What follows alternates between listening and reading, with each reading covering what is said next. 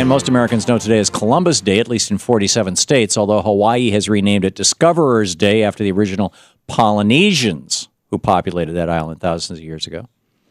South Dakota calls it Native American Day, and Alaska just ignores it,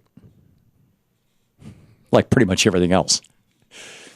But what we're really celebrating today is Happy Taino Genocide Day, the day when Christopher Columbus began to wipe out an entire indigenous population in a way that would even make Pol Pot blush. In 1492, Columbus was on a manic hunt for gold when he set sail and eventually landed on a small island off the coast of North and South America, an island today known as Hispaniola, which is split between the nations of Haiti and the Dominican Republic.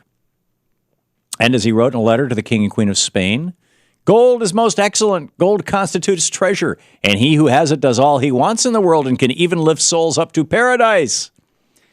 But when he landed in what he called the New World, there wasn't much gold.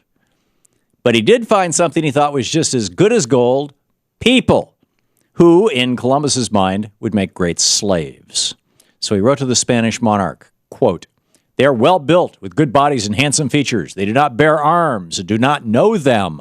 For I showed them a sword, they took it by the edge and cut themselves out of ignorance. They have no iron. Their spears are made of cane. They would make fine servants. With 50 men, we could subjugate them all and make them do whatever we want. And here there are so many of these slaves, although they are living things, they are as good as gold." End of quote from Christopher Columbus. What Columbus did to the island and the tragedy he brought to the native population there has been largely erased by time and replaced by a glorified story of a bold explorer who changed the planet.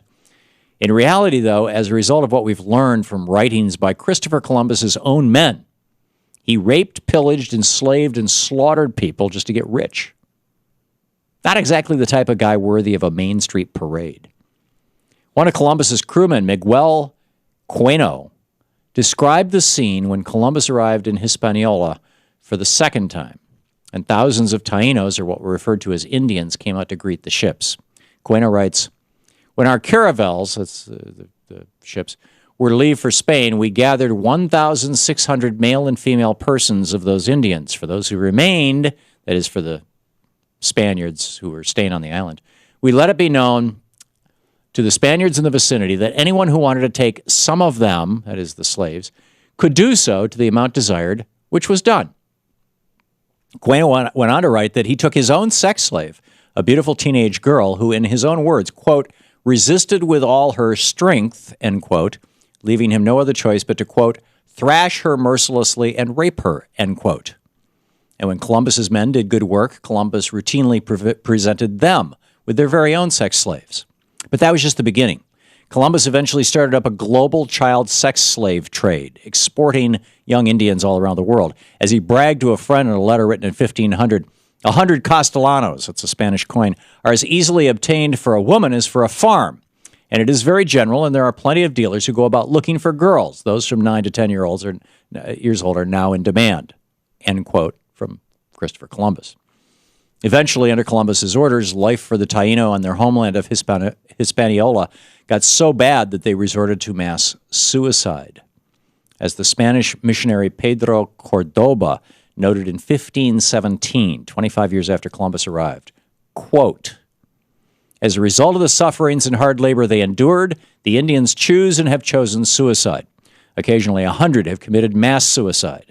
The women, exhausted by labor, have shunned conception and childbirth. Many, when pregnant, have taken something to abort and have aborted. Others, after delivery, have killed their children with their own hands so as not to leave them in such oppressive slavery."